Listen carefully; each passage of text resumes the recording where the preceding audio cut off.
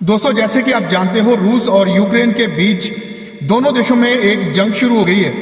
तो बहुत सारे लोग हैं जो यूक्रेन में फंसे हैं, हमारे भाई बहन, हमारे बच्चे जो उधर पढ़ने गए हैं, बहुत सारे लोग फंसे हैं। तो ये जो नंबर आपको डिस्प्ले पर मैं दिखाऊंगा और लास्ट में मैं एक बार फिर दिखा दूंगा ये नंबर, ये मिनिस्ट्री ऑफ एक्सटर्नल अफेयर ने जारी किए हैं और उन लोगों के ये नंबर हैं जो आपकी मदद के लिए यूक्रेन में पहुंचे हैं।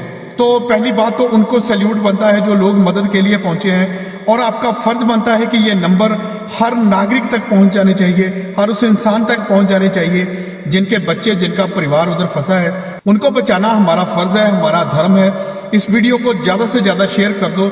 ये वीडियो भारत के हर नागरिक तक पहुंच जानी चाहिए, उनको ये नंबर जरूर मिल जाने चाहिए। और आप ये नंबर अपने उन भाई बहनों तक जरूर पहुंचा दीजिए किसी भी तरह से जो इस वक्त यूक्रेन में फंसे हैं।